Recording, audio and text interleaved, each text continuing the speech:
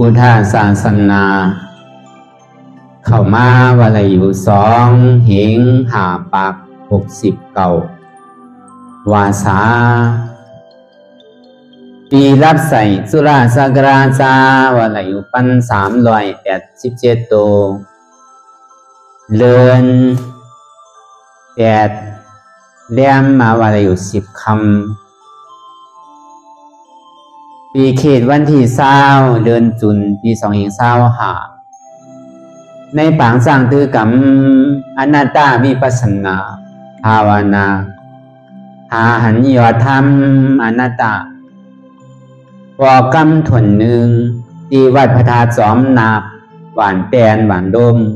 เรื่องเมืองลังนครเมืองเกียงตุงนั่นแหละข้าวยามมือเหลียวในก็เป็นข้าวยามคำคืนวันลื่นสุดเนี่ยนะคำคืนสุดท้ายเตียนเฮาไหนมาเปิดปังตราอนัตตาปฏิวัติอนัตตาวิปัสสนาเนี่ย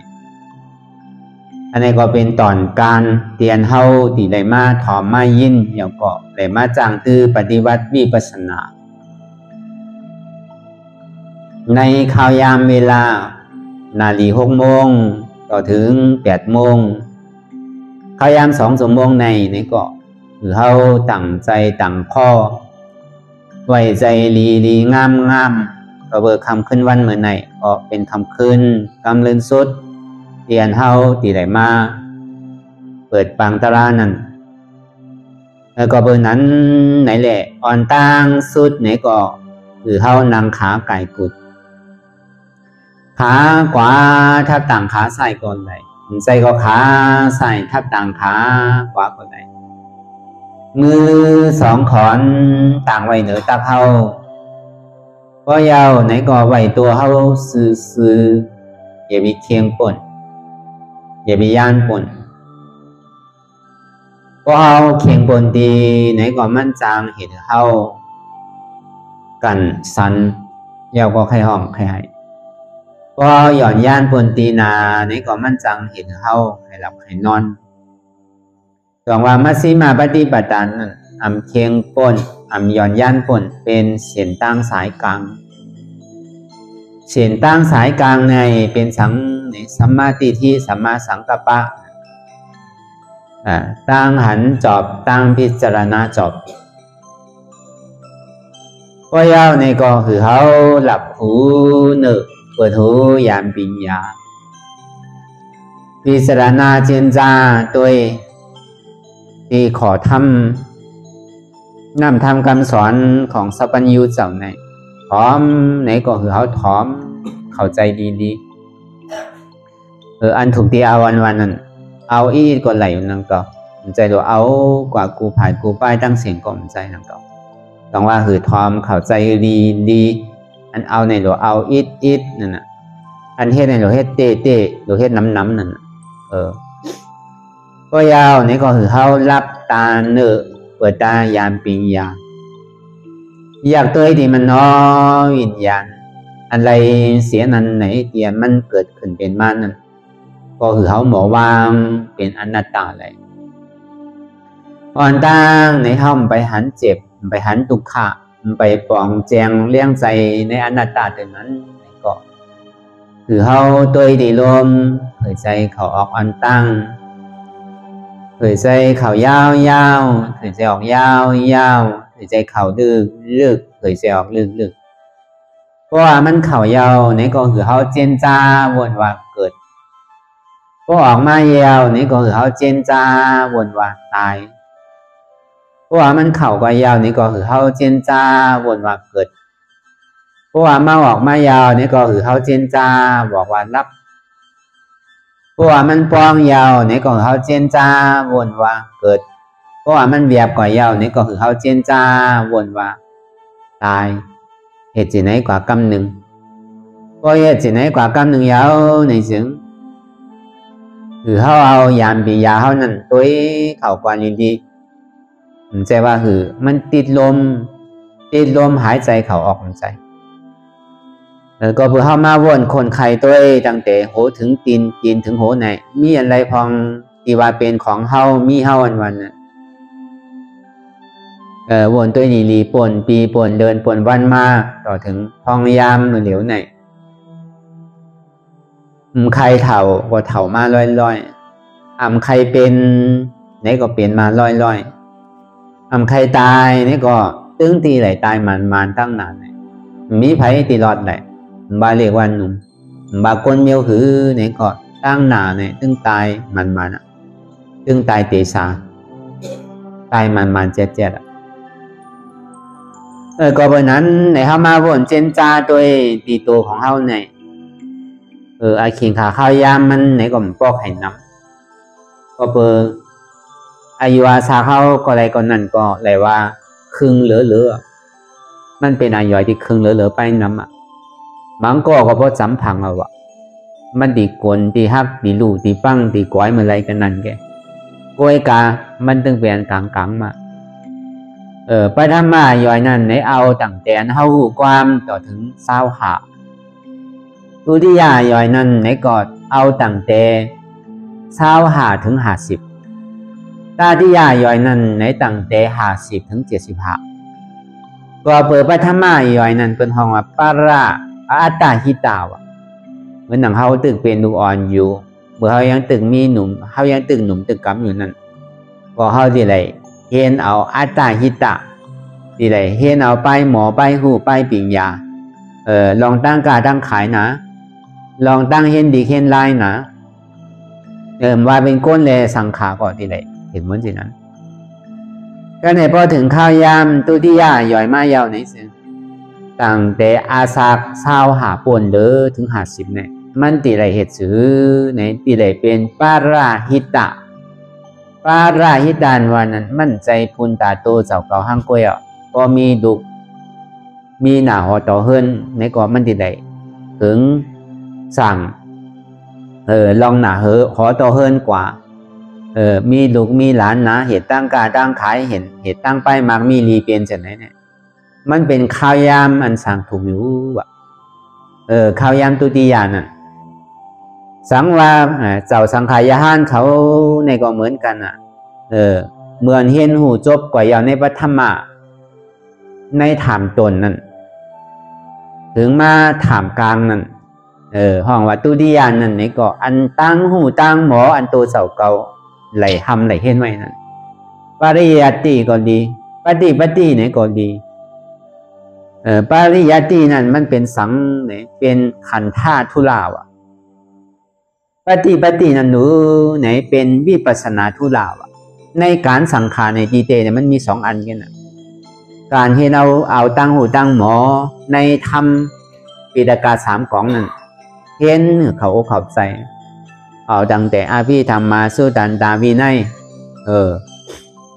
คือพ่อเขาเข้าใจพ่อเขาเข้าใจเอานี่ก็เห็นจบมาเยาเนี่ยนะเขาว่าพ่อตั้งมือเฮานี่ก็นักทำจันตีจันโทจันเอกเลสังพ่อเป็นมหานี่ก็ประโยค1ประโยค2ประโยค3ประโยค4 5 6 7 8เป็นถึงประโยคเก่าพ่อไผ่เมืองในก่อเดือเช่นนั้นพ่อประกาศเห็นตั้งโลกทางในก่อปริญญาตรีปริญญาโทปริญญาเอกต่อถึงได้ด็อกเตอร์กล้วยกับพ่อเอาในกรอบศาสนาพุทธเฮาวาเตการโลกการเนี่ยพ่อเป็นสังขารหันเนี่ยมันเดียวมาเหตุเดียวมาสอนตัวเบื่อมันยังตื่นเปลี่ยนการเจอการเคยอยู่เลยมันใจเป็นการศาสนาเต้ๆนะการศาสนาเต้ๆมันนั่นมันตีเลยเอาขอสั่งคำสอนของพุทธเจ้าเฮาเรียนมันเจ้าไหลเอาไว้สีภาวะเนี่ยมันเจ้าไหลหู้ไหลสั่งไหลสอนไว้นั่นแหละในอาภิธรรมมา42,000 เหงในสุตตันนั่น21,000 เหงในวินัยนั่น21,000 เหงต้องว่าทำดังเสียงเนี่ยมันมีอยู่80,000 เหงเนี่ยพอเห็นหูมายาวจบมายาวนี่ก็ติได้เอามาสั่งสอนเตียนมีไปหูไปหมอเป็นสามเณรเป็นเจ้าสามยาห้านใช่ไหมที่ได้เอาตั้งหูเจ้าเก่านั่นอันไหนเห็นหูจบมันนั่นเอาอะไรมาสั่งสอนอันนั้นเปิ้นห้องว่าเป็นปาราหิตะนั้นก็ยานวิปัสสนาเจ้าเก่าเตียนไหนจ้างตื้อกรรมไม่ยาวฮอดจอดถึงตีพังเยา ในออค่าหลงสีเมเนี่ยเมหนึ่งก็เมหนึ่งนั้นอันเท่าเหล่ฮอด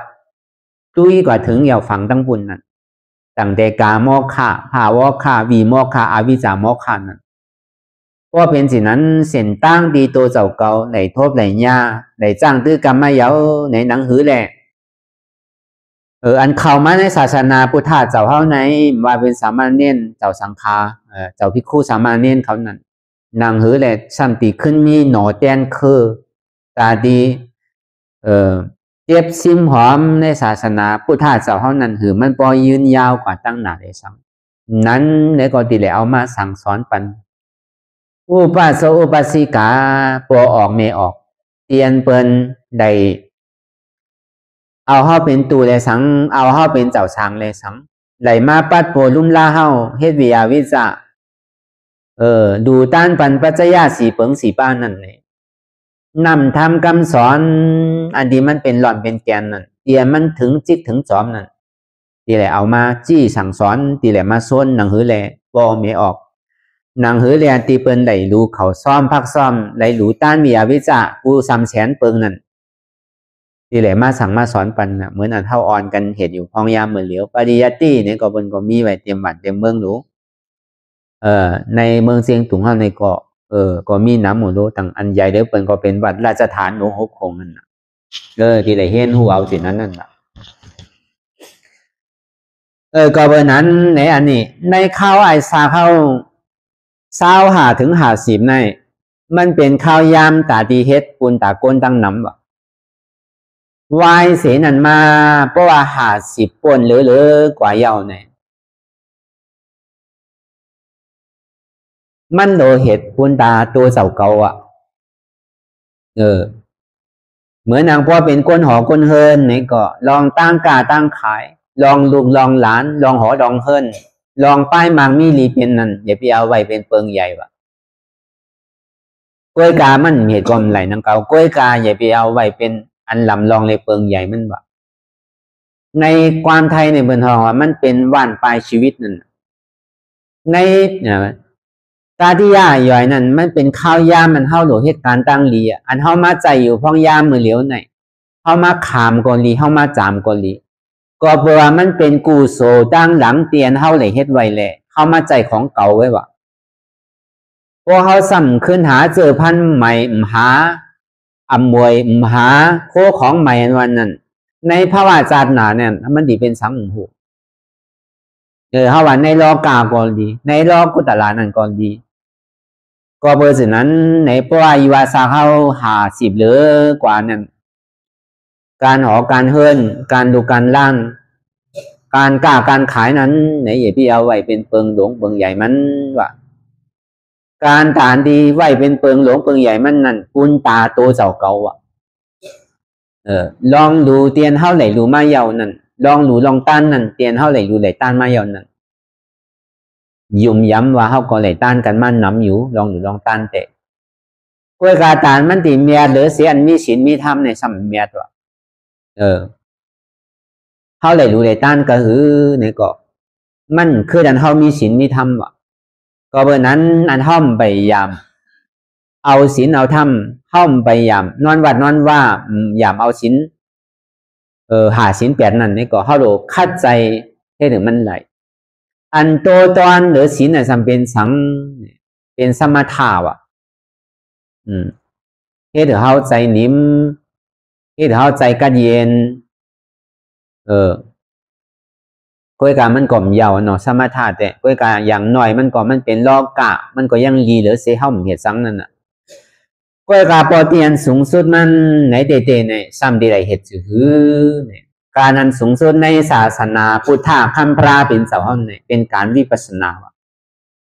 ในการวิปัสสนาเนี่ยมันเป็นการตาที่ออกพ้นมุ่นลอดในขอบตายขอบเกิดอันไหนเตียนเฮาหยามเหตุไว้ยาวในเกาะอันใดเฮาไปหยามเหตุนั่นเกาะเฮาโดคัดใจโจ้ใจเลยเหตุถึงมันใดอันนี้มันเป็นขอนลำลองหรือเพื่อนที่สุดอ่ะเพราะว่าอยู่อาสาเขามาถึงตีตอนเช้าอยู่เนี่ยในตาที่ใหญ่ย่อยเนี่ยมันเขามีส่วนไหลส่วนเป็นอยู่เขามีข้าวยามตาดีเหตุอยู่มันก็ไม่ใช่ว่าตีมีเสียลูก ก็เพราะนั้นในวันปลายชีวิตของเฮาเนี่ยในตาดิยาย่อยในดอกคัดใจเหตุการณ์ตลาเนี่ยปฏิวัติก็เบอร์กู300,000เปิงเนี่ยเฮาเฮ็ดมาเจียวดูนอกการโลกการเนี่ยลองสังลองลุกลองล่างลองหอลองเฮิรนลองกาลองขายลองแอววันน่ะเมืองในเนี่ยก็เฮาก็แอวมาเจียวว่าพอถึงตีตาดิยาย่อยนั้นมันผ่านโลกมาเจียวอ่ะเมื่อข้าวยามนั้นมันเป็นหวานปลายของชีวิตหวานปลายของอาสาเข้าเมื่อข้าวยามนั้นเนี่ยมันดีไรเหตุอัตตาหิตะตัวเจ้าเก่านั้นพยายามเหตุลองตั้งดีสื่อเนี่ยก็คัดใจให้ถึงมันไหลตาหน้าเลสังศีลาเลสังสมาธิเลสังอันเป็นที่เป็นจอมกู้โสตังโมตังเสียงเนี่ยอันเหนือกู้โสตังโมตังเสียงเนี่ยเป็นการวิปัสสนาเป็นการตาดีไรมากไหลโพนั่นตาดีไหลนิพพานนั่นอันนั้นเขาถูกตีเหตุไว้วันนั้นตัวเบอร์การตาหน้าศีลาสมาทานเนี่ยศาสนาของเป็นก็มีอยู่โดยการเข้ามาเป็นคนพุทธศาสนาเยาวนี่ก็การนั้นวิปัสสนาเนี่ยอันนี้มันเป็นอันลำลองอันสำคัญเหลือเกินเสียเข้าว่าปุณตาก้นก็ในปุณตาสังขารู้เนี่ยการต่างเสื้อต่างลองอันดีตัวเจ้าเก่าไหลสังไหลสอนมากกว่าเยาวดองปริยัติก่อนดีลองปฏิวัติก่อนดีเพราะว่าตัวเจ้าเก่านั้นย่ำไปขามไหลอ้อขาเดินนั่นเนี่ยคัดใจถึงมันขามปวนหรือไรเพราะว่ายังตึกเป็นผู้ทุศาสนาอยู่นั่นในก็ในอายุ50ขึ้นกว่าตั้งเนื้อนั่นโลไหลคัดใจเป็นอริยาหรือไรวะเพราะว่าพอถึงตีกาโมฆะปวนกับเป็นอริยาโซดาปานยาวนี่ก็ตีแหลกคัดใจถึงมันเป็นสัจจิตกรรมตีแหลกขามปวนกว่าตั้งอ้อค่าผลขามปนกามอกคายเอานี่ก่อนตีได้ขามปนผ่าวมอกขาก็ในขามปนผ่าวคายเอานี่ซ้ำตีได้ขามปนบีมอกขาเพราะขามปนบีมอกคายเอานี่ก็ซ้ำตีได้ขามปนอวิจามอกขาแล้วก็เบอร์นั้นไหนแหละว่าเป็นสังขายหัน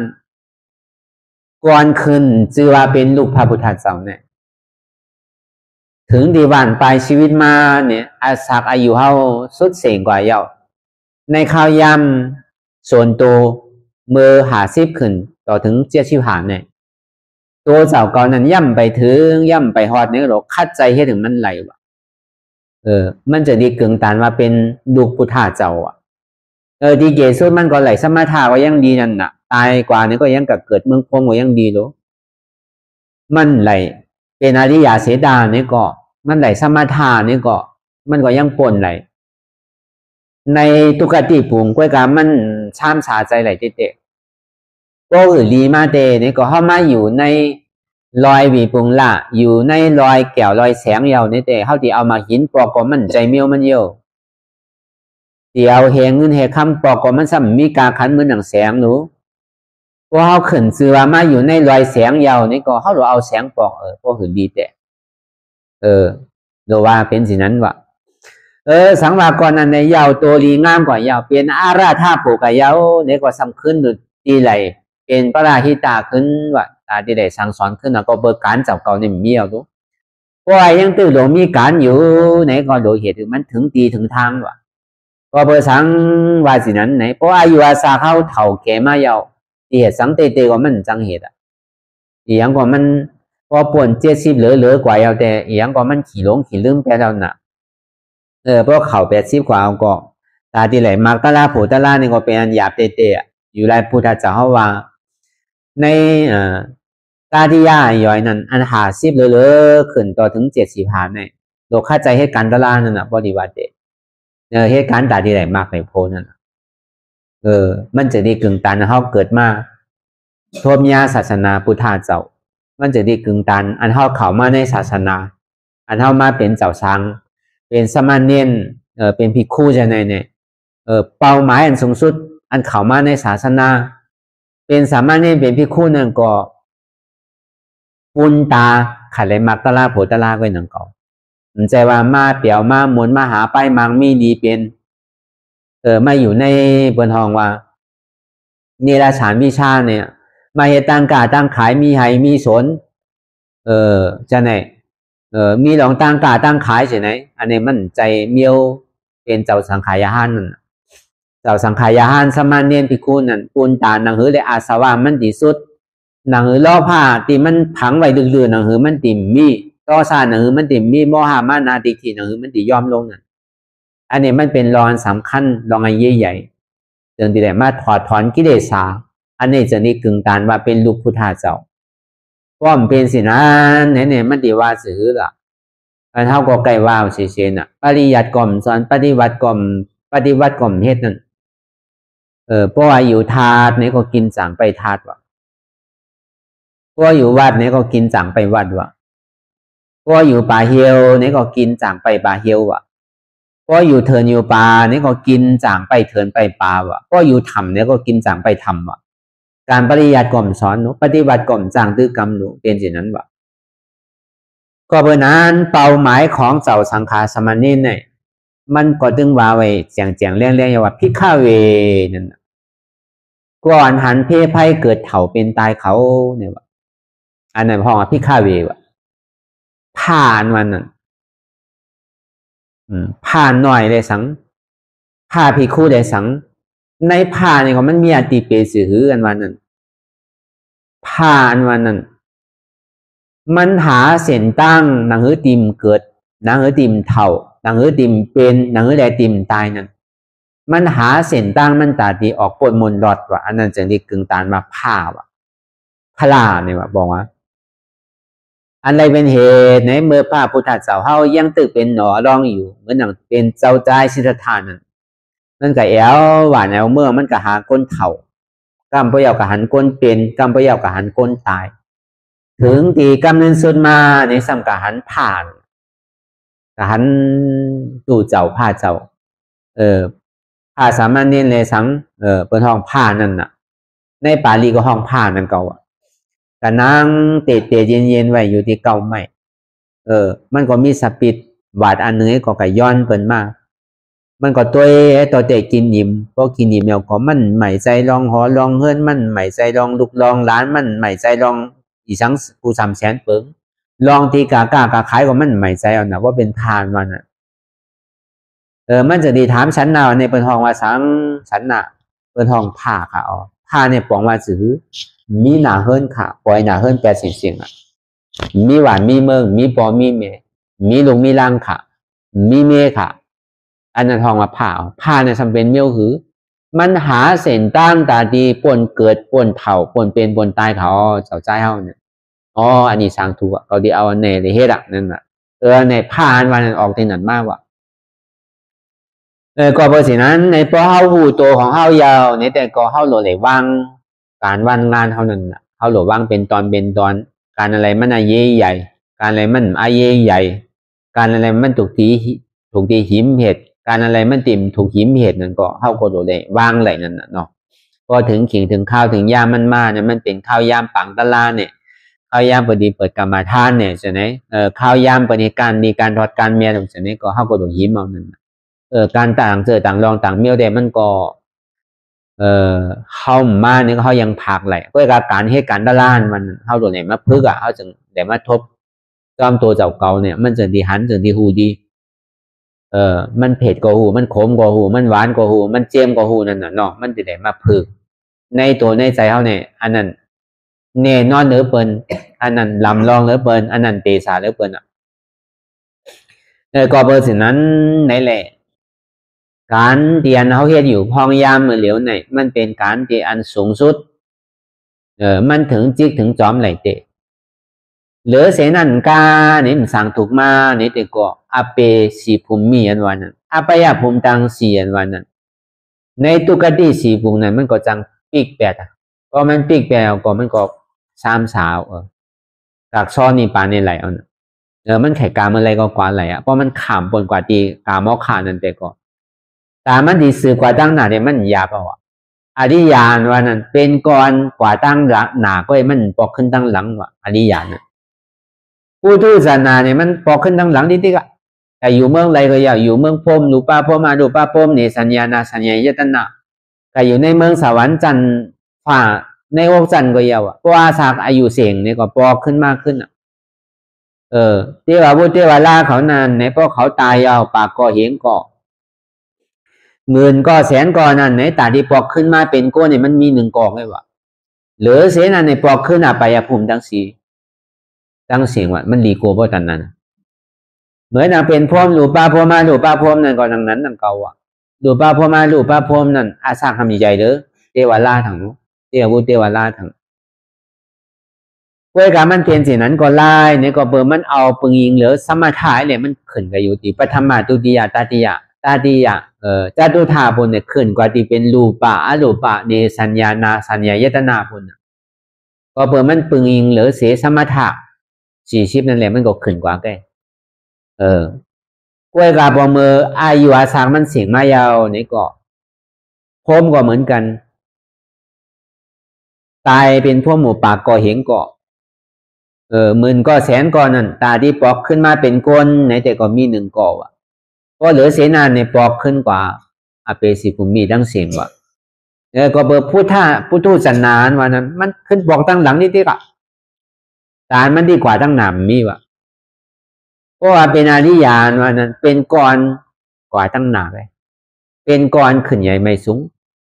เป็นก่อนมีแต่ความเจริญนุ่งเริงไงความเจริญในปองมันขึ้นความเสริมมันวาในปองมันตกอันนี้มีแต่ความเจริญนุ่งเริงกว่าตั้งหนา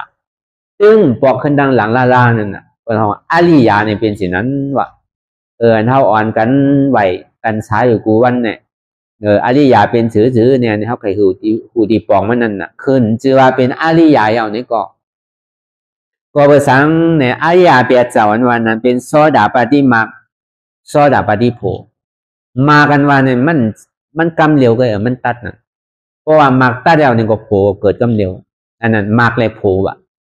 เพราะเป็นโสดาปาเนี่ยมันเป็นโสดาปฏิมาโสดาปฏิโพเป็นอริยาสองเจ้าแล้วนะเพราะเป็นโสดาปฏิโพนั่นก็เนี่ยเพราะเป็นโสดาปฏิโพสร้างตื้อกรรมตลากว่าตำนั้นอันเปิ้นทองว่ามันจำเข้ามาเขาเปิ้นทองว่าสัตตกามีมักเพราะว่ามักมันตัวกว่ายาวนี่ก็เข้ากว่าดีเป็นสัตตกามีโพอันนั้นเปิ้นทองว่าเพราะเป็นสัตตกามีโพในเปิ้นทองว่าอริยาชีเจ้าวันนั้นก็ในสัตตกามีโพเนี่ยจางตื้อกรรมตลาในสัมเข้ากว่าที่เป็นที่อนาคามีมักว่าเพราะว่ามักตัวกว่ายาวนี่ก็เข้ากับที่เป็นอนาคามีโพอันนั้นเปิ้นห้องว่าอริยา6เจ้าอันนั้นก็ในอนาคามสัมจังตื้อกรรมตลาเข้ากับนั้นห้องว่าอรหัตถมมักว่า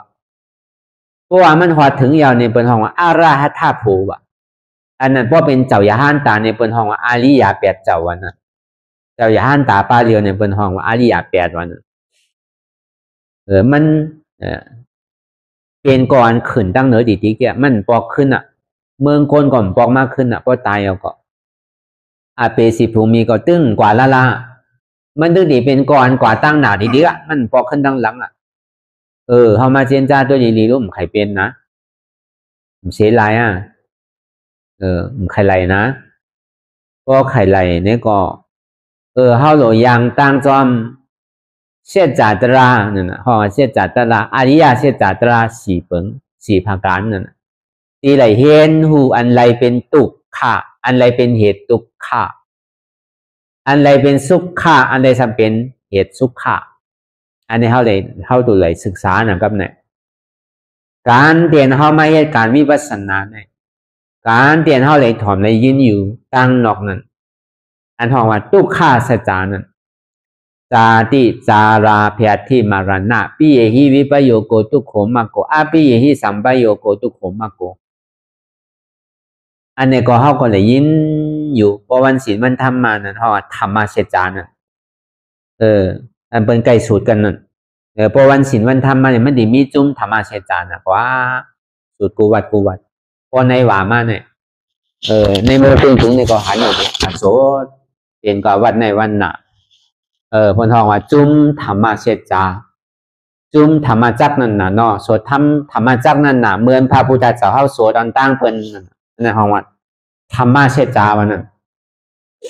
สวดจือเนจาติทุกขาจาราทุกขาพยาธิปิทุกขามารณะปิทุกขาปิเยหิวิปโยโกทุกโขมโกอาปิเยหิสัมปโยโกทุกโขมโกการเกิดขึ้นมานั่นนี่ก็เป็นทุกขะต่างเดียวอยู่ในตองอ่ะ8 เดือน 9 เดือนอ่ะ ตุคามตุคาที่ก่อมหัวมีออกเขายามอุ่มมารู้เป็นถือพองมีลูกนั่นอยู่ในตองนั่นกวนอยู่ในตองมันแค่หาดีว่ามันดีตุคาคือก่อมหัวกวนเวียกวนหามันเนี่ยเพราะตุคาอยู่แล้วนั่นน่ะห้องอาจารย์ตีตุคาจาราตุขาในเถ่าเกิดมาวันก็เถ่านะเถ่าเลยก้นอยู่ในตองนู้ก็ใน10 วัน20 วัน30 40 วันจะไหนพอไปสังตุขาในล้วนเนี่ยมันหมอลาดกำหนูหรือเสโลไห่กันนะเพราะไข่ยักนมมากก็ในเพราะกินนมยาวในเพราะขี่เพราะเหี่ยวเนี่ยมันอยู่หยาบรู้มันก็โลไห่ก็หรือเสไห่ในจังกับมีสังน่ะพอเมื่อมันเสียบมันใหม่รู้ตอนนั้นเขามันดังในนวดเพราะแต่ในเนี่ยมันยังเจ็บรู้อันนี้สมานนางนอนเตียงขี่เตียงเยียวไว้แต่ก็มันติดเสียบกระหืนเนาะมาปอก7 กว่า 7มาในกดเพราะแรงมดนั่นน่ะกดลูกอ่อนนั่นกึ่งตามเป็นว่าลูกอ่อนแรงเตะตั้งตัวคามันเนี่ยมันเป็นสิ่งไหนกับเขาวะต่อถึงเตรียมเลินมาในพึกขอมอยากว่าพึกกันพึกยางพึกไปพึกอุพึกลาดถังเนี่ยก็ตัวคารู้ถึงดีใหญ่มากเป็นลูกอ่อนมากไข่เหรียญของเหรียญนะไข่กินของดีลูกอ่อนกินนะใช่ไหมพอเมียวก้นหลงกินปันเขากินเขาสั่งกินไรเมียวลูกอ่อนไข่กินอ่ะโคเหรียญโคใจโคสอยเขาก็เหมือนกันนะเพราะเดี๋ยวเอาโคลูกอ่อนปันโคก้นใหญ่ปันเนี่ยก็มาเขาเหรียญไรรู้เขาก็มได้นั่นก็เนี่ยพอถึงดีเป็นว่าวเป็นสาวมาเนี่ยก็ตัวข้าเหมือนว่าวเหมือนสาวบาก็หูกันกูก็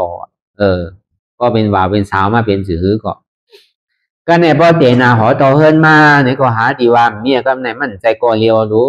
เพราะก่อเลียวเนี่ยเป็นเหือเฮาอยู่เฮาใครนอนขิงไรนอนเฮาใครลูกขิงไรลูกไข่เหตุการณ์ในก่อนเป็นสังฆปเมเฮาเลี้ยงเขาอยู่รู้เนาะปองในติปองอีดก็หนังเก่าก็กาอึบหนังเก่าเข้าแต่ก่อนเป็นสังนั่นน่ะก็กาพอเตนาหอต่อเฮิรนมาเนี่ยมีลูกมีผัวมามีเมียมาอย่างนี้มันไรเฮาไก่เฮ็ดไปเปิ้นเนี่ยก็เพราะเฮาคานก็เปิ้นนี่จังเฮาเฮ็ดเคยเปิ้นเนี่ยก็เพราะเฮาคันก็เปิ้นนี่จังเฮายุ่มไหนหึก็เปิ้นนั้นไหนเตหนาวต่อเฮิรนมาก็ตุกขาถึงดีมีหลวงมีลางมานี่ก็หัวตุกขามันใจก่อเดียวรู้ลูกคัดใจหาเงินหาค่ำนั่นน่ะรอผ้าก็คือก่อนป้อหลูหาเนาะป้อมันใจก่อเดียวรู้มันหนูไหลเงินมาน่ะเนาะวันนึงก็คือมันป้อหลูข้ามไปเอารู้คนเฮานำเอารู้จังว่ารอผ้าเอาเกิดมาซ้อมมันน่ะโมหะรับสิ่งพิษบาตัวเจ้าเก่านั่นที่ได้ถูกกับหมู่เฮ็ดกว่ากาวากาเป็นนั่นน่ะก็เนี่ยพอถึงเมื่อเฒ่าเมื่อแก่มาเนี่ยมีหูกอหนวกมีตากอโม่มีเขียวกอหวังมีเนื้อมีหนังกอเหี่ยวลูกหยาบนางหยาบไปกอข้างลูกกอข้างมารู้กำไหนอันนั้นน่ะเฒ่าตุกคานมันเป็นสิ่งนั้นกำเดียวอ่ะ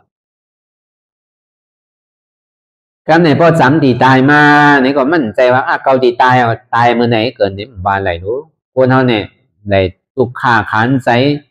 กำต้องปองว่ากำคอปองว่าเสน่ห์กำเยี่ยวบอกว่าเลยใช้สายเยี่ยวเสน่ห์ก้นเถ่ามากก็ไข่ตายอยู่ก็กำมันตายง่ายๆน่ะมันจะว่าอยู่เกาตีตายเอาเนี่ยตายง่ายๆกว่ามันเป็นไหนรู้กระโจตีตายก็เป็นอันหยาบอันใดก็มันเหมือนเก่าตั้งในกอปองตั้งในกอโฮเหมือนหนังเฮือนเฮานั่นน่ะหลังคามันปองหมดเอาน่ะ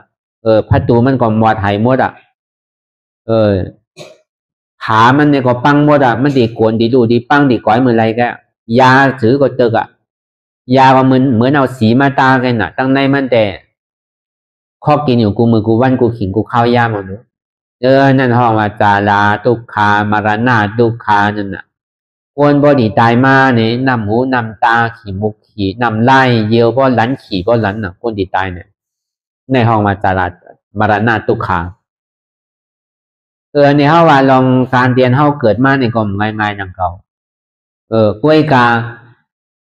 พี่ฮิวิปโยโกทุกโขมากโกในก้นเรียนเฮาหักเฮามากเฮาเสกผาดรีบก็ผาดตายก็เป็นทุกขาคนว่าไงถอมกำนั่นบางบอกตึกเป็นบ่าวเป็นสาวมาเนี่ยบ่ตายอ่ะน่ะก็รีเสียลายอ่ะย่ำตั้นเหตุสังตึกดีหักตึกหางรีหางง่ามนี่แหละตายไปแล้วรู้นั่นห้องว่าผาดตาย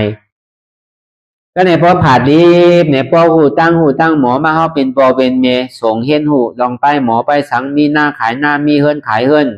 มีคำขายคำมีสังก็ขายหนังในลูกล่างเฮาเนี่ยที่มีปิญญาตั้งหูตั้งหมอ ก็ถึงพวกเขาพอจบมาปริญญาตรีโทเอกมาผู้ดีผู้ไล่มากก็เนี่ยไข่ปอกมากขึ้นอ่ะหวานเมืองเกิดนั่นก็เบอร์กะหันหวานเมืองเปิ้นขึ้นใหญ่เอาดูตีปอกมากก็ไข่มากมันหยาบมันเกยเอาอ่ะ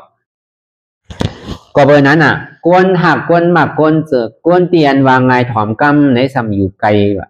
ก็เป็นตุกขานังก็ว่าตุกขาเต็มหัวอันเปิ้นมีลูกแต่อันปองไม่ออกเขามีลูกแต่กวนวางไงถอมกำในซ้ำอยู่ก่อหวานก่อเมืองนู้นไหนเพื่อนก็ซ้ำน้ำนู้ตีเมืองลาก็มีตีปางสร้างก็มีตีเมืองย่างก็มีน่ะเมืองเขก็มีเจียงตุงก็มีเมืองเพียก็มีมันทะเลหยันกุงก็มีจะไหนน่ะซื้อกว่ากูตีกูตั้งหนูกำไหนกำหนูเรียนกลับไปทั้งในพองกำหนูเรียนกลับไปทั้งหนาพองอ่ะเหตุกว่าเหตุมากก้นเถ่าตุกขานเนาะนี่เขาว่ากวนวางไงถอมกำซ้ำในไกลนี่ก็เป็นตุกขานังเขาอาปีเยสัมปโยโกตุโขมากโกเนี่ยกวนอันที่ว่าอยากเหลือกำนั้นซ้ำในอยู่ที่มอมซ้ำอยู่นี่ก็เป็นตุกขาตุกขาเต็มหัวอันเขามีลูกวายอยากเหลือกำนั้นว่าซื้อก็เจอว่าซื้อก็ไล่การก็เม็ดซ้ำขี่แอลขี่เละขี่เลนขี่ล่องจะเนี่ยกำเด่นเกมกำกินยกกินหยากำกินเดากินเปียงซะเนี่ยสุกสักหลงอันนั้นจองว่าอันมันเหมือนใจเฮาซ้ำไหนหันอยู่กูวันซ้ำไหนอยู่จำหิมกูวันซ้ำไหนอยู่จำเฮาอยู่เซได้มันก็เป็นตุกขานังเขาอ่ะนี่พุทธเจ้าเขาว่ากล้วยกาเป็นสื่อก็ลายอันเฮาไหลถอมยินมานั่นการเฮาตีเข่าอกเข่าใจเฮานั่นเฮาบ่เขาว่ามันเป็นตุกขานั่นเป็นตุกขาเสจานมันจองว่าก็เพื่อเฮาเข่านั่นน่ะเพราะเฮาเข่าในแต่ก็มันก็ดิ่มเป็นสิไหนก็เพื่อเฮาไปเข่าอกเข่าใจเตอในเลยเฮาจึงได้มาหาน่ะครับแม่เสจาตรานมันนั่นตุกขาเสจานมันในเป็นสังเนาะตาที่หันไหลเจียงเลี้ยงนั่นนี่ก็เขาก็เลยมันนางกำไนนางมีปัสนานางภาวนานั่นนะเพราะว่ามันเจ็บมันเสียบมันใหม่มันแกนมันตวงมันตอดมันเน็ดมันสานมายาวนี่ก็อันนั้นน่ะจองมันเป็นสุขาเป็นตุขานะเป็นตุขะมีเตะตุขาเนี่ยอันเจ็บแกนเนี่ยมันเป็นตุขาเสียจาห้องตุขาสัจจาน่ะมีกูก่อนรู้เนี่ยบาก้นหนุ่มก้นถ่ำบาก้นเก๋บาผู้หญิงผู้ชายเนี่ยก็หันกันกูก่อนมันมีเต็มมีเตหานมันตุกขานมันเท่าไหร่มาในยุคนามคันธาหาเปิ้งเนี่ยมันเป็นกองตุกขาไว้กามันเป็นผลโจมันแกในเป็นตุกขาไงเหตุมันเต็มไปใจเตอเหตุมันเนี่ยมันลูกตีไรมาเนี่ยมันลูกตีตัวสมุทัยเสียจางก็เดียวเอากว่างว่าเป็นกิเลสสิเปิ้งก็เดียวแกบนี่ก็เป็นตัณนาอัตตาโลภะเลมานะพอเดียวป้อนเนื้อนันทางนี่ก็เป็นอัตตาตัวเร็วกันอัตตาว่าเป็นหัวเกาขาเกามือเกาตัวเกาใจเกาเจ็บเกาอันนั้นน่ะเป็นเหตุของทุกขะเป็นตัวสมุทัยเสจาซ้ำตีไรเหตุจือหืออันวันนั้นตีไรยางจอมมักกะเสจาเพราะเอาดีกว่างมันนี่ก็สมาธิที่สมาสังกัปปะสมาวาจาสมากัมมันตะสมาอาชีวะสมาวายามะสมาสติสมาสมาธิสมาธิที่ตั้งหันจอบสมาสังกัปปะตั้งพิจารณาจอบสมาวาจาตั้งลาจอบสมากัมมันตะการนันติเฮ็ดอยู่นั่นจอบสมาอาชีวะการเลี้ยงอาศักสายใจเฮาในก็จอบสมาวายามะเนี่ยความเพียรจอบสมาสติความระลึกจอบสมาสมาธิจอบว่ายอแกบเตเนี่ยแต่ก็มี3อันปัญญาศีลสมาธิว่าแกบหรือนันเตมีสังอนัตตาตัวเดียวเหตุของสุขานวันนั้นเหตุของมรรคเสจานวันนี้เป็นอนัตตานั้นสัมติไรเหตุจือเนี่ยพอมันเจ็บมาดีตัวใจตัวเก่ามันเจ็บมาดีใจใจเก่ามันมาดีเจ็บในกล่อมใจเก่าอนัตตาเหตุสิไหนกว่ากันเพราะเหตุสิไหนกว่าที่ยาวนี้ก็เหตุมันเนี่ยมันติดตกลงกว่าเหตุอันว่านั้นอันเป็นอัตตาตัวนั้นนะหัวเกาขาเกามือเกาตัวเกาใจเกาเจ็บเกานั้นมันติดตกกว่าเพราะว่านั้นตัวกว่ายาวเนี่ยเจ็บในตุกขาเนี่ยมันติหายกว่าพอมันหายกว่ายาวใจผู้ดูสนานั้นมันติกึดไปละพอใจหูตัวเนี่ยขาดยาวนี่ก็ใจเวทนาเนี่ยก็ขาดพอใจเวทนาขาดยาวใจยุบเนี่ยก็ขาดไปพอขาดไปแล้วก็ขึ้นตายไปแล้วก็ขึ้นเกิดมาเป็นกอบใหม่ก็เนี่ยเพราะทำอะไรใจอริยะเพราะเป็นเจตนาเข่าก็ที่เป็นทีไร นิโรธาเสจานะนิโรธาเสจาเนี่ยเป็นผลอโจของสุขะเป็นนิพพานนิพพานเนี่ยเป็นหือเนี่ยนิพพานเนี่ยมันเป็นนิจจานิพพานเนี่ยมันเป็นสันติสุขะนิพพานเนี่ยมันเป็นอมตะธาตุมันกึมเป็นสุขะเป็นอมตะนั่นเท่ากับเป็นนิพพานนิพพานเนี่ยมันเกิดเท่าเป็นใต้ทางเราเท่ากับเป็นนิพพานนี่เราท่าเสียจาเนี่ยเป็นผลอโจของสุขะเนี่ยเพราะเหตุไหนกว่าที่นี่ก็เขาก็ตีไหลโทษไหลย่านั่นเนาะก็เบอร์นั้นเนี่ยเพราะเขาไข่ถึงตีหอดยอดตีปลายนั่นมันเป็นสังเนี่ยนี่ปานนี่เป็นสื่อหือสัมตีไหลเหตุสื่อหือเมื่อสัมตีเมื่อสื่อหือที่เอาไอ้สังเมื่อที่เอาสังเป็นตื่นมันที่เอาสังเป็นอาลังมันเลยสัมตีเมื่อไหลที่เลยเอาคันธาหาภาการเนี่ยเป็นอาลังมันนะเมื่อน่ะเขาก็เอาเงินเขาก็กู้เงินเปิ้นน่ะก้วยก็เขามีเงินก้วยก็เขามีโคของเขาหลอกโคของกันนางเปิ้นน่ะโคของเขาเนี่ยมันเป็นคันธาหาเปิ้นเนี่ยกันนางเปิ้นน่ะเพราะนางเอาเงินมาเพราะเอาเงินมาโหลกว่าเพราะกว่าเพราะไหลมาโหลใส่ขึ้นนี่ก็ยาวน่ะเปิ้นห้องว่าชายนีเกาอย่าไปเอาหนีไหมวะตีเกส่วนมันก็คือเขาไหลอลังขึ้นวะอันเท่าออกข้าวตันน่ะเพราะไหลน้ำเมียมันเตะก็หาดีว่ามันมีอ่ะนะเพราะเขาใส่เปิ้นเอาก็หนีก็มีรู้หนีเก่าก็มีหนีใหม่ก็หาทางอาลังก็มีอ่ะน้ำเมียก็มีอ่ะอันนี้มันซ้ำสาวอ่ะ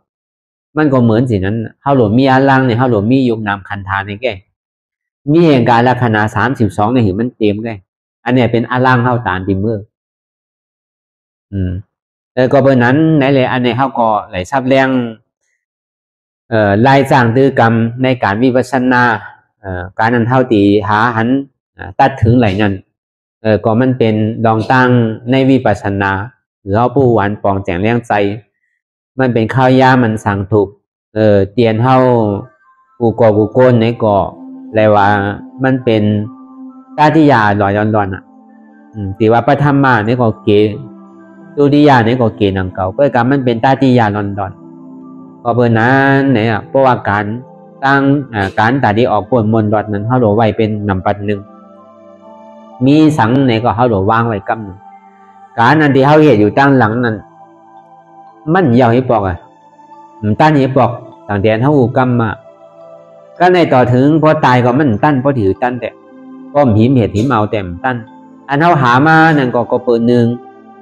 หามาเปิดหลูกกินอันมันเปี่ยวเตะอันก้นเขาเป็นก้นนั่น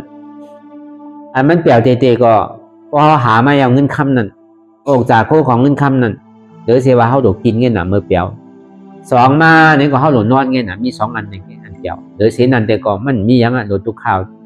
กูขิงกูข้าวย่ำอ่ะโดดเห็นโดหาโดดกวาดโดเมาน่ะมันเปี่ยวเตะมันได้ลือคือโตใจเตะก็เหมือนเขากินแหนเหมือนเขานอนเงี้ยน่ะหรือเสียนั่นเป็นอันเสี่ยงอันมดกว่าร้อนๆนะก็เบอร์นั้นไหนก็ข้าวยามอันที่มันเป็นเสียนั้นอยู่นั่นจองว่าเฮามีก็เปิ้นที่เป็นไหลอยู่อันใดเปิ้นตามตัวเฮาไหลอันใดที่เฮาจังว่างไหลก็ว่างโจเก็บโจข้าวนั่นน่ะอันไผคือส่วนปันเนี่ยคือส่วนนั้นแน่ก็เปิดมันสำเป็นหน้าที่อันเฮาเป็นลูกพระพุทธเจ้านั้นเฮาสำมีหน้าที่ตาดิลัดก็มันลาสำทุกหนีตะการนำเก่าเฮาเนี่ยเป็นคนหมอหาเงินหาคำหนูเอาแต่การศรัทธาเอาพอมีออกศรัทธาเขาละว่าดูต้านว่ากันน่ะก็ในพวกห้อมว่าห้อมสั่งสอนเอาข้อธรรมของพระพุทธเจ้ามาสอนในถุงนี้อันนี้มันถุงนี้ก็นั่นเนี่ยก็สอนอยู่กูวันหนูวันใน3-4 ปอกเนี่ยคนถอมมันก็ขันถอมคนถอมมันเนี่ยไปขันแต่ก่อนจังเหตุเสือเนาะเสียงว่อมไข่เลี้ยวหรอคำขึ้นมาถึงวันสุดท้ายเนี่ยก็ตีฮอตลาสังเนาะเนี่ยก็วนยาววนแถงนางเก่าเพื่อการมันก็ซ้ำกว่าที่ติ๊กนางเก่าแต่โจตีฮอตลาแต่ที่เอาตลาสังมาฮอนี่แต่ก็มันก็เลยได้วนเพื่อการเหมือนปองมีออกเขาแต่มันโหลวนสังน้ำนู้นนั่นโหลเส้นจ้าสังนู้ที่เอาตลาหัวไรขอไรแต่มันโหลสุกสากสังนู้นนั่น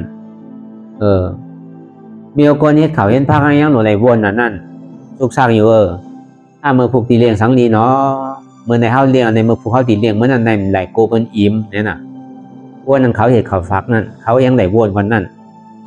เหมือนเขามาหนังตลาดเนี่ยมันโหลวนซังวนมันเป็นอนัตตาเดียวเนี่ยมันเพราะว่าเตียมันง่ายมันหยาบสังน่ะ ด้วยการมันหยาบในเขาเยื่อเหนือโอเจี๊ยบในแกมันหยาบอันไหนแกเขานั่งก็เขาเห็ดเขาเห็ดฟังนั่นก็เขานั่งถึงวันนั้นก็ดีวางเขานั่งเหนือเฮากันนั้นน่ะมังปองในเจ้าเขาพูดดุกันน่ะก็ดุหุงเขาเห็ดผ้าเขาน่ะตาดิสเลิกพักเลิกเหี่ยวจะไหนก็ใจเวลาเป็นหลายชั่วโมงนั้นโอ้พวกเขาพวกวนนั่นน่ะเมื่อในเฮาเลี้ยงอันแน่ในกว่าเมื่อพวกมาในเฮาตีเลี้ยงสังก็ดูวนนั่นมือฮื้อมาหรือตีเลี้ยงสังหนังฮื้อมันติ่มซ้ำกันหนังฮื้อมันติ่มเหมือนกันน่ะโกย่อกี่เขาไข่กินโกย่อกี่เขากินบ้านก็เปิดเขาเห็ดตะลาเตะเขาก็จมเฮ็ดปันเขาเตะนี่ก็อันนั้นก็ตอนนางเปิ้นเฮ็ดเขาเฮ็ดพักนั้นเปิ้นยังไหลวนน้ำกว่านั้นการอันตาที่มาสอนตะลานี่ก็อันนี้ก็ทำไหลวนน้ำนางเก่าที่ได้ฮอตะลานอะไรเนาะหนังฮื้อได้เปิ้นติ่มคานทอมหนังฮื้อได้เปิ้นปกติเบิ่มอิ่มลองตะลาเนี่ยผู้ทาผ้าเป็นเจ้าเฮาไหนกวยการเฮาหนังตะลาเนี่ยพอมาวนตัวดีๆเนี่ยมันยาวทั้งอีเมียวเนี่ยมันโดนวนอันเดียวแกเจนจานเดียวแกเพราะมันเจ็บมาดีโตมใจโตเก่าเนี่ยน่ะเจ็บมาดีใจมันใจเก่าเจ็บมาดีเจ็บแล้วก็เจ็บในกอมใจเก่าเป็นอนัตตาฮู้ก็ซ้ำๆกว่าซ้ำมาวากว่ามาทีๆอ่ะพอถึงกำเนิดสุดมาเนี่ยเสียจากตะลาสีเปิ้นในตึงลบไปทีๆโหหนังเลยเฮาตีโกลืมนั่นน่ะเนาะกูเฮาลืมอ่ะมันใจว่าเฮาอยู่แลมีคนหลาดคนสอนเฮาในแหละลาลีล่ามเฮ็ดกว่าลาลีโกนตาบอดงำเปิ้นฮ้องโกนตาบอดกำจางนั่นน่ะเฮ็ดกว่าให้มาก่อนนึงทำกับกำยาหางมันจางนี่มันเหมือนยู่ไว้ก็บ่หางมีเหมือนเฮาฮู้นั่นน่ะพวกกะจำขนมันเนี่ยขนมันซ้ำน้ำเนาะจางนี่ขนมันน้ำนี่มันก็ล่ามวากว่านั้นน่ะพวกกับกำด้วยดีหูมันสมาจางนี่เหมือนเวียเนี่ยพวกกับกำด้วยดีงงมันสมาจางนี่มันเหมือนงูตัวยาวๆไว้พวกกับกำยางงามันสมามันเหมือนอ่อยไว้นี่ว่าจางเนี่ยมันเป็นสิ่งนั้นนั่นน่ะมันเหมือนคนตาบอดแดงงมจางนั่นน่ะบนห้องมันก็เหมือนสิ่งนั้นน่ะก็เบื่อนั่นก็ซ้ำเป็นสิ่งนั้นรู้อันเอาไม่กันตะลานเนี่ยอันนี้เป็นสิ่งนั้นอันนี้เป็นสิ่งไหนเพราะว่ามันมาดีโตก็เขาหมอว่างโตว่ะเพราะมันมาดีใจเนี่ยก็เขาหมอว่างใจว่ะเพราะมันมาดีเจ็บเนี่ยก็เขาหมอว่างเจ็บว่ะตัวเนี่ยใจของเก่าเนี่ยอันว่าว่างเนี่ยมันเป็นอนัตตาใจเนี่ยก็เป็นของเก่ามันเป็นอนัตตาเจ็บเนี่ยก็มันใจของเก่ามันเป็นอนัตตาง่ายเพราะแต่เนี่ยมันได้สุขสักสังนู่นเนี่ยที่ยังง่ายเสียนะโมตัสสะก่อนเนาะนะโมตัสสะเนี่ยยังหนำกว่านั้นยังเป็นหลายขอหลายกรรมหมดแล้วนั่นนะโมตัสสะภะคะวะโตอะระหะโตสัมมาสัมพุทธัสสะเนี่ยยังยาวก่อนอันป้อนเหลือในอนัตตาเนี่ยมี3ข้อไว้น่ะ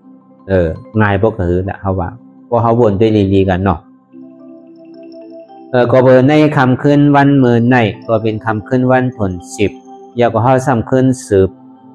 ต่างจิกต่างจอมมันเนี่ยเพราะว่ามันจิ้มร้อนมันยาวนี่ก็โหลดล่างหวานมันน่ะกับไหนเนาะบ่ฮู้ดูแต่เฮาจิ้มด้วยเกลือมันก่อนยาวก็ตอนกลางมาเนี่ยก็เฮาก็ซ้ำกินร้อนมันน่ะกับไหนจิ้มด้วยผักกินร้อนมันน่ะก็ในพอกินร้อนมันแล้วซ้ำโหลดล่างหวานน่ะกับไหนตะลาก็ซ้ำโหลดลบปลายหนังเก่ามันครึ่งกลางนี่ก็ซ้ำยาวมันเหมือนหนังหวานเฮากินล่างมันน่ะก็เบอร์นั้นเนี่ยก็เฮาก็ซ้ำขึ้นปอกเมื่อคืนเมื่อค่ำขึ้นวันผล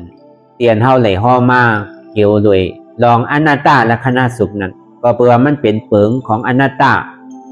วิปัสสนานั้นเนี่ยก็เฮาก็สิได้เอาเปิงของอนัตตาและคณะสุขนั้นมาซับแรงนี่หือเฮาปอปองแจงแรงใจก็เปิงมือสบัญญูเจ้าเฮายังตื้ออยู่นั่นมันเจ้าพอธรรมเทศนาเมื่อเดินเก่าม่วนเปิ้นเฮามือเขาวานั่นมันเจ้าพอธรรมเสจาเตียนเฮาว่ามาเมื่อเจ้านั้นเกี่ยวเลยลองทุกขาแหละทุกขาเสจานั่นน่ะตัวสมุทัยเสจามรรคเสจานิโรธาเสจานั่นว่ากับการเลยลองทุกขานั่นน่ะธรรมจักรนั่นว่ามันเจ้าเลยฮอธรรมจักรไปยาวนี่ก็ผีเขาสางเขาพวกทองว่าพรมเขาเทวบุตรเทวราเขานี่ก็ไหลตะลากว่าตั้งนั้นเจ้าก็รัญญานั่นก็ตกเป็นซอดาปานกว่าก็ในพอถึงมาเมื่อเรือนเก่าลองนึงคำนั้นมันเจ้าจังดีเอาอนัตตาลักษณะสุขนั่นมาห่อเทศนาปัญจวัคคีย์หาเจ้าเพราะมันเป็นตาราปรมัตถ์นั่นมันเป็นธรรมของปรมัตถ์ เพราะว่าเจ้าปัญจวัคคีย์ได้ทอมยินยาวก่อนเป็นเจ้ากรัญญานั่นก็ตกเป็นยาหันตากว่าก็เพื่อมันป่องเสียงเลี้ยงใจในรูปขันธาอนัตตากันในถึงตีเจ้าว่าปานั้นก็สัมตกเป็นโซดาปานกว่าก็ถึงเมื่อเรือนเก่าลองสองคำมานี่ก็พระพุทธเจ้าเฮานี่ก็สำขึ้นสืบพ่ออนัตตาลักษณะสุดกว่ากันในเจ้าว่าปานั้นตกเป็นพระอรหันต์กว่าเนี่ยเจ้าปฏิญาณนั้นสัมตกเป็นโซดาปานกว่ากันในพอถึงมาเมื่อเรือนเก่าลองสามคำเจ้าปฏิญาณนั้นตกเป็นยาหันตากว่าเจ้ามหานามนั้นตกเป็นโซดาปานกว่าก็ในพอถึงมาเมื่อเรือนเก่าลองสี่คำนั้นเจ้ามหานามนั้นตกเป็นยาหันตากว่าเจ้าอาซาจีนั้นตกเป็นโซดาปานกว่าก็ในพอถึงมาคำคืนวันสุดท้ายเหมือนหนังเข้ามาเหตุการณ์ตลากันเมื่อเลี้ยวเนี่ยเป็นคำคืนเมื่อนั้นเป็นคำคืนเมื่อเรือนเก่าลองหาคำเหมือนหนังเข้ามาเหตุการณ์ตลาเนี่ยก็มันเป็นคำคืนวันเดือนสุดเป็นคำคืนวันถนชิบที่เฮาที่ไหลเป็นคำขึ้นวันกำเนิดสุเท่าไหนพระพุทธเจ้าเฮาเนี่ยก็สำคัญเอาอนัตตาลักษณะสุดมาห่อบันทังมาเทศนาบันทังก็เพื่อมันยังงานถึงเจ้าอัสสจีนั่นน่ะก็เพื่อเจ้ากรัญญาเจ้าวัปปะเจ้าพัทยาเจ้ามหานามเขาเนี่ยมันเป็นยาหันตามหมดหรอรู้การบรรยาวน่ะกล้วยการยาวตัวเนี่ยเป็นเจ้าอัสสจีก็เนี่ยมันเจ้าก็สำคัญมาเอาลองอัตตาและอนัตตาเนี่ยมันแตกกันขังมันเอาข้อมาผูกคำเลยก็เปิดโกนเอาเนี่ยมันมีลองตั้งหันผิดไว้มีสาธิที่มีสาสังกัปปะตั้งหันผิดตั้งพิจารณาผิดเนี่ยนะก็เปิดมันมีลองตั้งหันผิดหันเปิงไว้ยาวก็พิจารณาวนผิดวนเปิงไว้เนี่ยหันผิดหันเปิงวนผิดวนเปิงสื่อหือนี่มันหันมาขันท่าหาเปิงเนี่ยยุกประทองมายุกเนี่ยมันกึ้มยุกในเป็นสุขะยุกในเป็นอัตตาวิญญาณนั่นมันกึ้มวิญญาณในเป็นสุขะวิญญาณในเป็นอัตตาเวทนานั่นเป็นมันกึ้มเวทนานั่นเป็นสุขะเวทนาในเป็นอัตตาสัญญาในมันกึ้มสัญญาในเป็นสุขะสัญญาในเป็นอัตตาสังขารในมันกึ้มสังขารในเป็นสุขะสังขารในเป็นอัตตาอันนี้มันเป็นลองตั้งหันผิดวนผิดไว้เพราะว่ามันหมั่นกึ้มในซื้อเนี่ยสุจินจาตัวนี้ดีรู้เนี่ยพิฆาเวเนี่ยก็อาหารเพศภัยเกิดเถ่าเป็นตายเขาเนี่ยอันไรที่มันหมั่นกึ้มนั่นอันนั้นมันเป็นหือเนี่ยนะสูตัวรู้ตัวสูเลยสังตัวเฮาเลยสังเห็นไหนจ่องมันหมั่นกึ้มหมดนะตัวอย่างมันก็อันในเกศนั่นอันเถ่าเหลือเปิ้นในเป็นเจ้ากรัญญารู้อาศัพเถ่าเหลือเปิ้นด้วยเลยในตัวเฮาตัวเปิ้นนั่นจ่องมันหมั่นกึ้มเพราะมันหมั่นกึ้มเตเนี่ยอย่าไปถือมันเถ่าอย่าไปถือมันเป็นอย่าไปถือมันตายเนี่ยมันเป็นไหลนะมันเป็นไหลอันใดที่มันหมั่นกึ้มนั่นมันเป็นสังเป็นทุกขะอะไรที่มันเป็นทุกขะนั่นจ่องมันอุปเปิงไหลนะมันไหลอันไหลอย่างเป็นสังเป็นอนัตตามันจะนิมาที่ลองตั้ง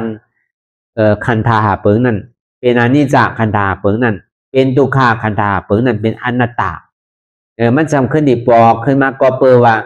รูปขันธาอนัตตาวิญญาณขันธาอนัตตาเวทนาขันธาอนัตตาสัญญาขันธาอนัตตาสังขารขันธาอนัตตารูปขันธาอนัตตานั่นเป็นสื่ออันวันนั้นอยู่เข้าในวานไหนอยู่กันวานไหนมันสืบเป็นสืบดูเรียกลายข่ายกว่าที่อยู่ที่เก่าทีเดียวกั้มเจ็บกั้มแสบกั้มใหม่กั้มแก่นก็เปิดมันเป็นสินั้น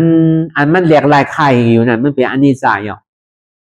เตียนมันทุกขาหันใส่เนี่ยมันเป็นทุกขาอ่ะตัวสัมมาทิฏฐิเนี่ยเขาว่าหันใส่ตัวไหนตัวสัมมาสังกัปปะในสัมบนว่างว่ามันเป็นอนัตตามันใจตัวของเก่าเนี่ยเพราะว่ารูปขันธาอนัตตาวิญญาณขันธาอนัตตาเนี่ยใจเดียนมันหาผู้ไว้อยู่นั่นกัมมวลตั้งหลังกัมมวลตั้งหน้ากัมปยากรมมวลสังพอมาตัวใจเดียนมันหาผู้กำเกิดรับอยู่กำใจเป็นเมี่ยวอยู่ที่เก่าทีเดียวกำลีก็ลีกำจาก็จะนั่นเป็นหัววิญญาณขันธาอันนี้จะก็เพื่อมันเป็นสินั้นนั่นแหละขี้ใจหยาบใจดีใจหูใจหายใครห้องใครหายอันนั้นเป็นห้องว่าทุกขะสมาธิที่เนี่ยมันเก่าขาหันถึงว่าใจเนี่ยมันก็เป็นทุกขะก็เพื่อสังเนี่ยก็เพื่อว่ามันว่าได้มู่เปิงไหลเป็นอนัตตาห้องวิญญาณขันธาอนัตตาเวทนาขันธาอนิจจาเวทนาขันธาทุกขะ ก็เบอร์เวทนาในมังปอกๆในก็มันดีว่าเปียวมนกูขิงกูข้าวยามกลมใจมังปอกตุขามังปอกสุขะมังปอกลีรู้จารู้ในเวทนาเนี่ยก็เปว่ามันเป็นสิ่งไหนมันกึมมันเป็นตุขะอันในตัวสมาธิที่หันใส่ตัวสมาสังกัปปะสมาเวทนาหน้าขันธะอนัตตาเจ็บเนี่ยก็มั่นใจของเก่ามันเป็นอนัตตามันมาที่นั่นอันเท่าเหตุการณ์ตะลายอยู่นั่นก็ในสัญญาหน้าขันธาหน้าตาสัญญาที่มัน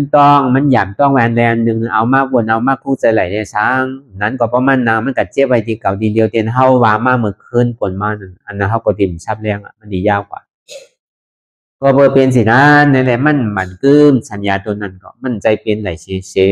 ก็เบอร์เป็นนั้นมาเนี่ยมันจะตีตุขะสมาธิที่เนี่ยเข่าก็หันว่าสัญญาเนี่ยมันกึมเป็นตุขะสมาสังกัปปะในก็เปิดสังสับดีไหลเหตุจื้อมันโดเหตุจื้อมันเป็นอนัตตาอย่ารู้บานไหลรู้บังคับมันไหนก็ปล่อยมันเลยเขาก็รู้ตัวอะไรวางกว่าที่แกอย่าไปการสนใจมันไข่เจ็บจื้อเป็นจื้อมันไข่เกิดขึ้นดีไรนี่ก็คือวางเป็นอนัตตาก็ในถึงมาดีสังขาราหน้าขันธาอนัตตาก็เพื่อหังไหนสังขาราเนี่ยมันดึงมันกือมือเยาอ่ะถ้ามาล่าทุ่งจามันนี่ก็มันดึงมันกือมือเยามันดึงแหลกลายข่ายกว่าที่สิที่มันเป็นสังขาราเนี่ยเมี่ยวสังขาราเนี่ยมันดึงข่ายอยู่ที่กันเหมือนดังใจเขานั่นน่ะวนอันนึงเอาจับอันนึงเอาจับอันนึงเอาจับอันนึงกำวนตั้งหลังกำปวนตั้งหน้ากำพยากว่าลองตั้งหลังตั้งหน้ามาวนกว่าพอจอดพอเจวนเฮิรนไต่เฮิรนหน้าวนลองเมืองไต่เมืองหน้าวนลองเฮิรนในเฮิรนหน้าวนลองลูกลองล้านวนลองพอจอดพอเจวนเสียอันนั้นเป็นของว่าสังขาราไปวนเพราะว่าสังขารในปรมาเตเนี่ยแต่ก็เพราะมันนังในอันเจ็บอันแก่เนี่ยมันหันได้ดีๆกำเจ็บกำเสียบกำไม่กำแก่นสืบเป็นสืบรู้แยกลายคล้ายกว่าสืบเป็นสืบรู้แยกลายคล้ายกว่าหมางบอกหมางไหนในเขาสัมถามว่าเป็นนิพพานนั้นมั่นใจเพราะว่ามันยังตึงเป็นนั้นนี่จ่ายอยู่ในไปเป็นนิพพานมันยังตึงมีอันเป็นรู้เกิดรับอยู่ถึงว่ามันใครเจ็บใครแสบใครไม่ใครแก่นคือพอตัวกับมันดูกว่าเนี่ยอย่าไปถามว่ามันเป็นนิพพานไปใจเถอะมันยังตึกเป็นสังขารอยู่เมื่อมันเหตุการณ์สื่อนานๆเนี่ยใจเวทนาเนี่ยมันดีเกิดได้สองอันแก่ต่อมานาซาเวทนาเนี่ยซ้อมานาซาเวทนาผู้เบิกามนี่ต่อมานาซาเวทนามันก็เจ็บถึงอกถึงใจเพราะไข่พูดไข่ขาดในห้องว่าต่อมานาซาเวทนาซ้อมานาซาเวทนานานมันเจ็บแฉบน้องบอกมันถึงตีถึงตั้งมันถึงจิ๊กถึงจอมเนี่ยเพราะเขาตัวก็รู้แบบกำเดียวเช่นมันเจ็บเตะนั่นเพราะว่ามันเจ็บเตะเนี่ยมันดูง่ายๆกล้วยกามันก็ลีหรือเสียอันที่ปวดมาเนี่ยมันพอเขาตัวสื่อก็มันดูมันเจ็บแห้งขึ้นน่ะกล้วยกาพอมันมาขวาถึงดีสังขาราตัวนั้นเดียวเนี่ยว่ามันถึง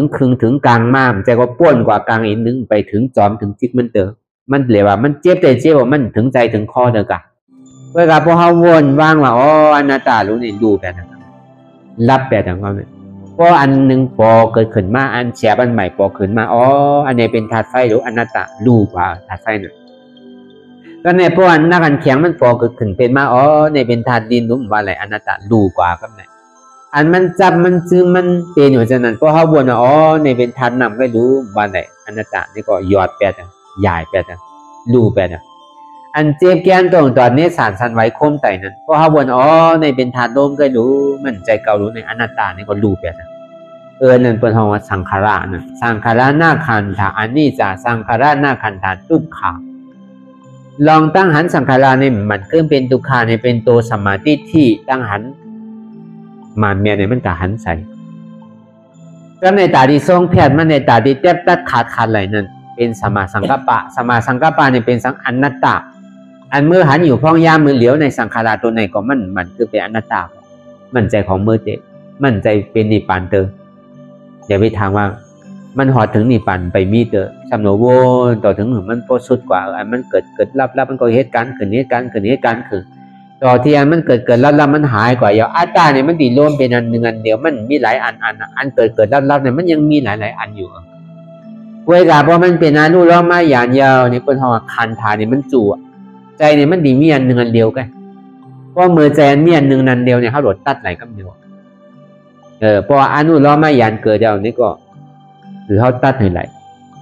วางเป็นหน้าต่างอะไรนี่ก็คันธาตั้งเสียเนี่ยมันก็ขาดแปด ในสังขารนาขันธานะมันดีเป็นสิ่งนั้นพอมาพอถึงสังขารนาขันธาอนัตตานี่ก็เจ้าอาซาจีอันเป็นเจ้าปัญจวัคคีย์หาเจ้าอันก็สุดท้ายเป็นนั้นก็ต้องเป็นยาหานตากว่าขึ้นกำเลียวกัน3 หมาก 3 โผพอเปิดตึงเป็นโสดาวันไว้เอารู้เพราะฉะนั้นพอมาถึงทอมทำดาราคำขึ้นสุดท้ายเอาในอนัตตลักษณะสุดนั้นนี่ก็เจ้าอาชาจีนั้นนี่ก็โตเป็นยาหานต่างกว่าขึ้นสัตตกามีมากสัตตกามีโผอนาคามีมากอนาคามีโผอาราธามากอาราธาโผก็โตเป็นพระอรหันต์กว่ากันเดียวก็เป็นสิ่งนั้นมาเยาวถึงที่มาสรุปทั้งหมดทั้งสิ้นว่า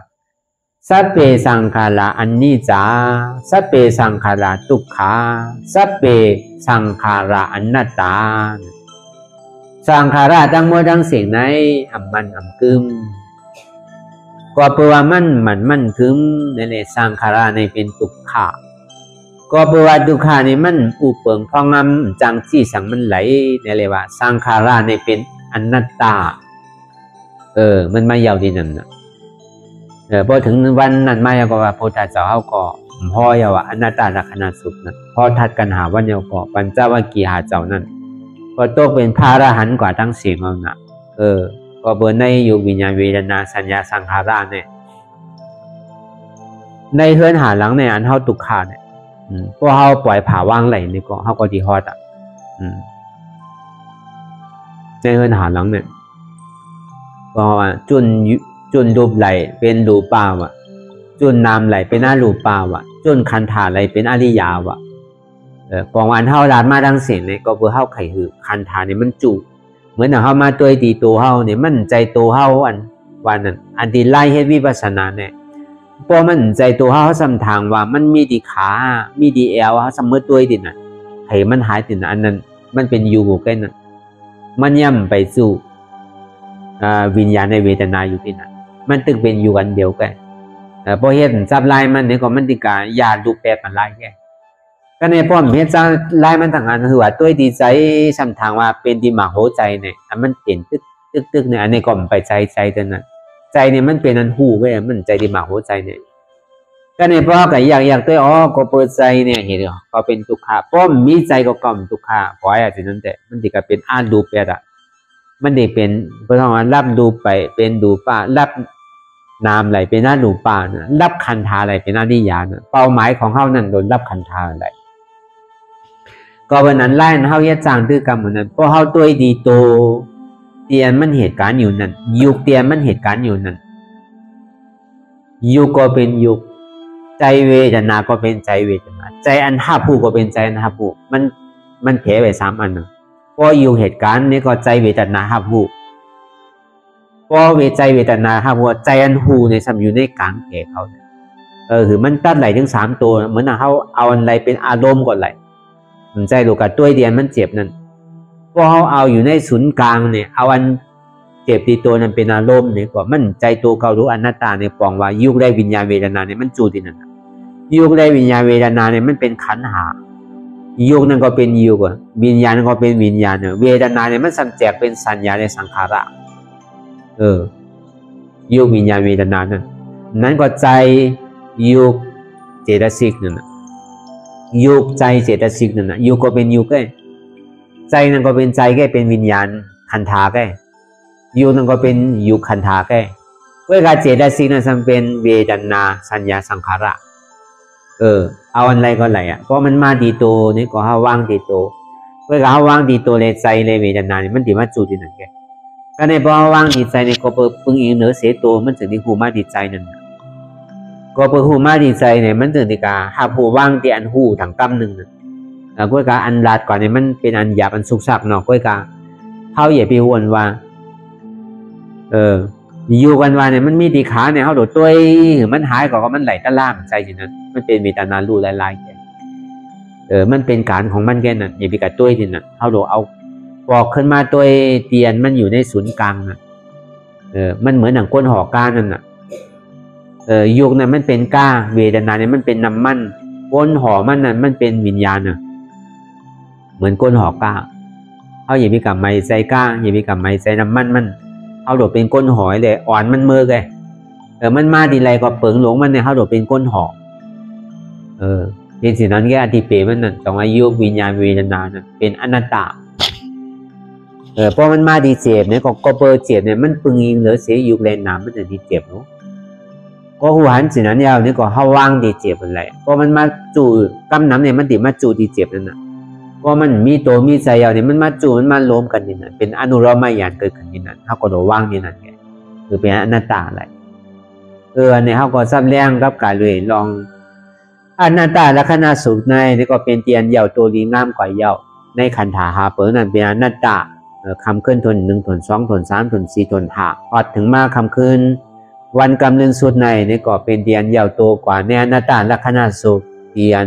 เจ้ายาหันตาเขาหาเจ้านั้นเป็นพระอรหันต์กว่าสิ่ง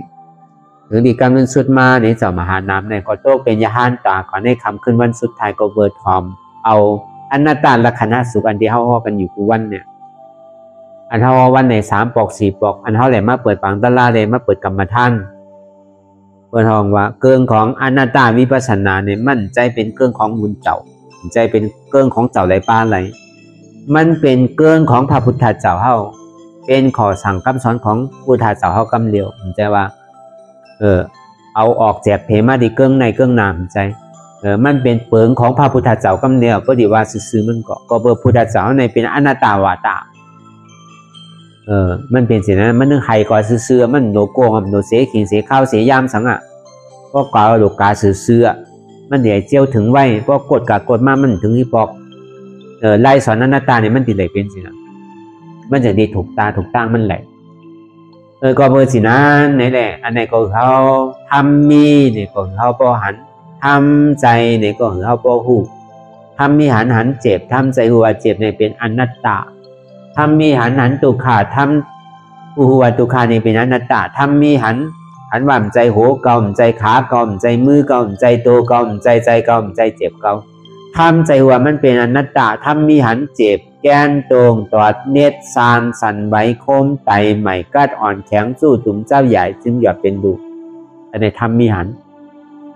ทำใจหวนเจ็บแก้นตรงตอดเนียซานสันไหวโค้นไตใหม่กระดอนแข็งสู้ถุมจับใหญ่จึงหยอดเป็นอยู่ในเป็นอนัตตาในกองเขาวนเป็นจายาว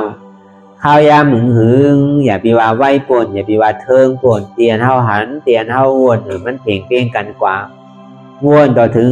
เจ็บนั่นสุดวนต่อถึงทุกขานั่นพอสุดตัดต่อถึงอัตตานั่นพอตกพุทธขาดกว่าอะไรที่มันพูดพอเกิดขึ้นเป็นมานั่นนี่ก็คือเขาหมอวางเป็นอนัตตาไหน